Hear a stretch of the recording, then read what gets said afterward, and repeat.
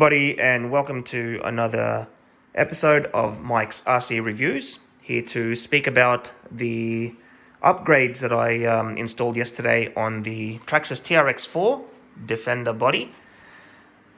At the moment, it still looks fairly plain because the only external upgrades I've done so far is the wheels. So these are just standard cheapy wheels, but they are metal. They are actually called sunraysia wheels here in Australia, and they're mated to the standard Oz 4x4 tyres, which are just standard brand as well from the hobby shop. Reason I purchased them is I did want beadlock steel wheels or metal wheels to add to the unsprung weight of the vehicle. As being a top-heavy crawler, a lot of people have complained about the top heaviness of the Traxxas Trx4, especially, or most especially, the Land Rover body or the Defender body. So to counteract that a little bit, you need to add a little bit of unsprung weight. And the best way to do that is by putting metal wheels, and also eventually I'll be upgrading the portal axles to brass. So that's these parts here, all to brass. That adds to the unsprung weight, meaning anything underneath or below the spring line, giving it some stability or more stability when you're climbing, if you're on an incline sideways or vertically like that. Sorry, yes, vertically like that. So the upgrades that I installed yesterday basically were mechanicals, so I did it the other way around. As I said on the previous video, I went mechanicals first instead of the cosmetics, and that's mainly due to the fact that at the moment, being the height of the COVID-19 pandemic, we are in mid-June 2020, and at the moment Australia still remains closed to most international traffic. So a lot of the times when I buy stuff, it's through eBay, and unfortunately for me, a lot of the parts that, a lot of the upgrade parts that you can purchase for the Traxxas Trx4 in cosmetics, meaning the bumpers, the rock sliders, which are these parts here, the light kit as well, the IPF lights that normally go here or there, and also the driving lights that go there. They all come from mainland China. A lot of the sellers that I've bought from in the past with other hobbies come from Guangzhou or Shenzhen, and unfortunately to buy something off them, it would probably take anywhere between 2 to 3 months to receive the items that I purchase, mainly because everything has to come by ship. There's hardly any aircraft traffic at the moment, and even if there is, it's very few and far between, and I think freight-wise it will be a little bit more expensive to get them shipped here by aircraft. So I'm going to hold off a little bit. So everything I've purchased so far is from Australia. Everything I've put on the car or on the rig has come from Australia. Like the wheels are from a local hobby shop, the tyres, local hobby shop, the motor and ESC from local hobby shop. The transmitter and receiver, that's from New South Wales. And a couple of other things that I have inside, I'll explain to you as we go. Everything turned out very well, and I'm very surprised at how well everything actually is. And as I said before, I never drove it stock. I didn't want to. That was my choice. I just wanted to drive. I wanted to drive it and try it out as it was, as an upgraded car. I have looked at videos online suggesting how it drives as a stock vehicle, and comparing it to the upgrades that I've put in it. So I have a fair idea of what a brushed motor does go like, because I had a brushed car in the past. So this being a brushless crawler, I can attest to the fact that it goes. So just explaining to you how everything went, and also I'm going to show you now how everything looks. So the upgrades took me around about, if I was to count non-stop hours, around about 3.5 to 4 non-stop hours. But I had a few breaks in between, so it took me basically almost the whole day. What took me the most amount of time would be the motor and ESC. Not because of its complication, but mainly because of the routing of the wires. So I didn't want to snip any of the wires, so basically I just routed them through the body this way. So actually it's all right to have them at the front because it adds more front weight anyway with the looping wires. The servo, by the way, also is another hobby shop product. This one did come from Melbourne, from another hobby shop in Melbourne. So another complication I had was because the Power HD 25 kilo servo that I have in it has a shorter wire than the Traxxas unit that came out of it. I had to swap the linkage from the right side tire or wheel to the left side. So that's one thing I had to swap over, and I had to spin the servo around just so the wire would actually end up being on the right side instead of the left side, because when it was on the left side I had to loop it through this way onwards through the to the receiver box, meaning I couldn't close the receiver box. That would have also meant that this would not have been waterproof. So in order to do that, I had to spin this around and do it that way. I haven't lost anything by doing that. Everything still functions the way it should and the way it's meant to. And by the looks of it, it still drives the way it's meant to. I could have extended the wire by buying an extension lead, but that would have meant an hour drive to the local hobby shop. I live in the country, so basically an hour drive anywhere is basically the shortest amount of driving to go to the local shops. So, but in saying that, I would have done it if I had to, but in this case, it wasn't necessary because this me doing it this way worked out just fine. The motor and ESC Combo is a Hobbywing AXE 550 3300 kV, and it is I can't. I'm speechless. It's so powerful, guys, that this is basically like a rally car or a basher now because it's so fast. Driving it inside the house is pretty much almost dangerous, and you have to put it in low gear just to get it slow enough going full throttle. So I'm very, very happy with this. Not that I purchased the crawler to go fast, but it's good to have it there in speed. But also the modulation is very smooth on the Hobbywing AXE 550. Slight depressors of the throttle is it's the modulation that counts the most when it comes to crawling, I've heard. So it's something that I'm very, very happy with. I'm using a 2200 milliamp 3S 11.1 LiPo, just for you guys that are wondering. The receiver, which is coupled with the Flysky GT5. Now, at the moment, I'm using rubber bands because I have utilized the LiPo option for it. The LiPo battery does not fit inside the battery case, so I'm going to have to buy a LiPo battery that will fit inside there, but just to show you guys that it does work. So at least I don't have to keep buying AA batteries, because the other option is AA batteries. So it takes 4 AA batteries if you don't utilize the LiPo option. But in this case, I went the LiPo way, and I'm going to buy a LiPo battery that's a bit smaller than this, sorry. That will fit inside the battery case, so I don't have to stick it outside.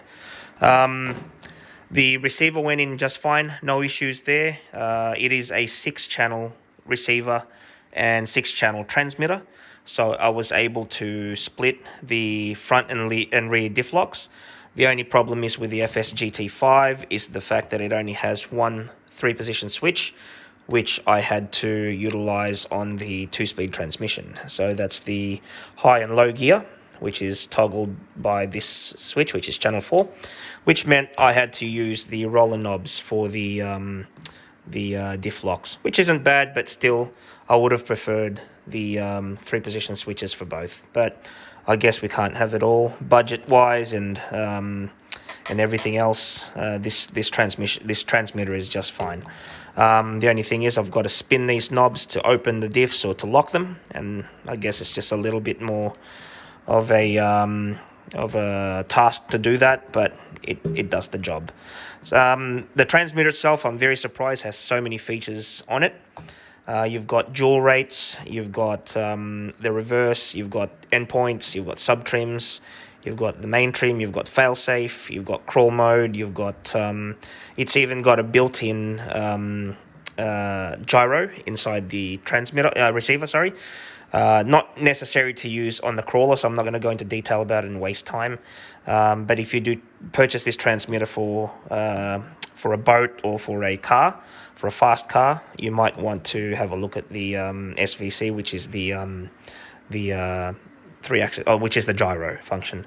And the other thing it's got is ABS. Now, when I did try that on, ABS, I guess from my mindset, is it stands for anti-lock braking system, but I don't know if that is what it stands for RC cars. But in any case, I activated it and I had issues with the reverse. It's like when I toggled reverse, the power just kept cutting. So I switched it off and then the reverse function worked properly. So maybe I have to have a look at the functions or the sub-functions in ABS and have a look at what they do, and have a little bit more of a play around with it and a read up on it. But in saying that, it's got so many functions in there that it'll just take too much time to go through with you on this video, trying to keep it as short as I can. As I promised, this will also be a run video, so I'm going to run the car for you guys just so you guys can see. Now, the other wonderful thing about having a brushless system is the fact that it's so quiet. And that's one thing that really did surprise me in comparison to, say, a brushed motor, which, as I said, I've had one brushed motor in the past with regards to cars. And the noise difference is just phenomenal. This one you can hardly hear. The only thing that makes noise is the fan, which understandably, of course, it's going to make noise, but it's going to annoy some people, and you can choose to disconnect that. However, I don't know how hot the ESC will get. You don't drive crawlers fast enough to really generate enough heat to worry yourself with that, but I connected it anyway on a spare channel until I get lights, which then I'll take that off and wire-lead it somewhere else. But at the moment, it's I've put it on channel 3, which is just a blank channel at the moment while I don't have lights. So there is no on and off switch because there's no sensor wire. As you can see, it's just black and red coming out of the fan, meaning it's basically on all the time once you switch on the receiver. So without further delay, I'm going to try and run this thing for you. So switch on the transmitter as always. The transmitter goes first, and I've put the switch here.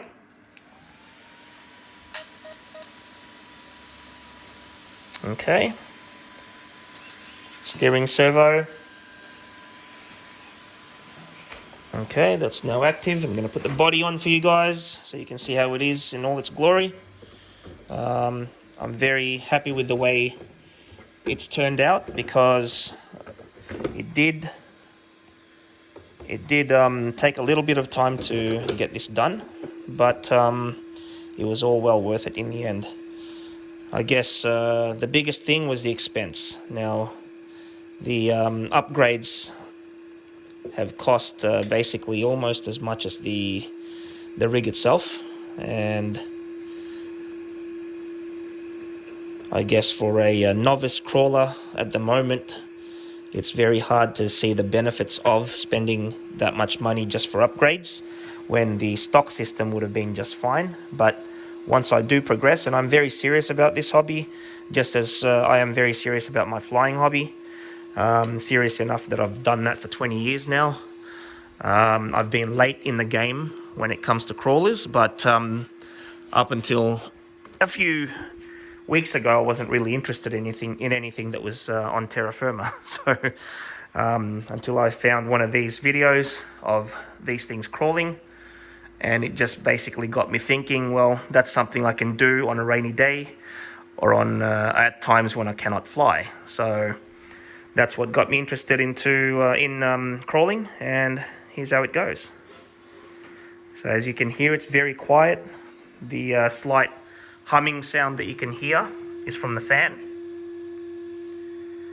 and that's a noise that I'm willing to put up with, mainly because it sounds like a car fan. When a real car gets hot and the radiator fan comes on, that's basically what it sounds like.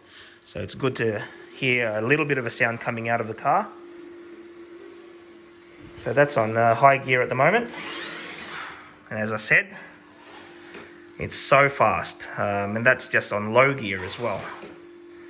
So it's amazing at how much response you get from the throttle, and also how slow you can drive it if you're really trying to drive it slow, because a lot of the times it's on crawlers anyway, it's the control that you need to drive these things properly.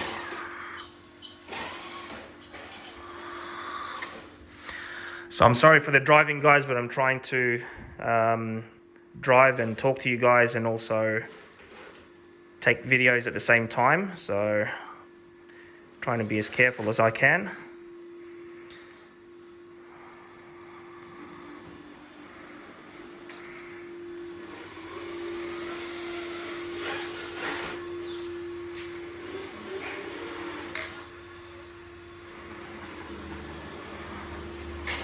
Be good to have lights on this. That's one thing that I'm going to be upgrading next, and it's going to be done as soon as I can buy lights for it. Just to give you an idea of the acceleration, just going to straighten it up. So it's so fast that it spins all four wheels. So I'm going to end this now, guys, but I just wanted to let you guys see how it ended up, and that it's all running now and all the upgrades went well. So I'll put in the descriptions once again what's in the car and what upgrades I've installed. But to give you a rundown, I guess it's the wheels and tyres, the steel wheels and tyres, beadlocks. I will be installing Proline BF Goodrich tyres on it very shortly once I can source them. Hobbywing AXE 550 ESC Combo with motor is what the car is powered by. And then the Flysky GT5 6-channel transmitter and receiver, which is LiPo capable. You need to buy a LiPo for it, however, that will fit in the battery case. And the last upgrade that I installed was the Power HD 25 kilogram servo, which is running at 23 kilograms at the moment because I can only utilize 6 volts, mainly because of the diff lock servos and also the 2-speed transmission servos, which are not rated to 7.4.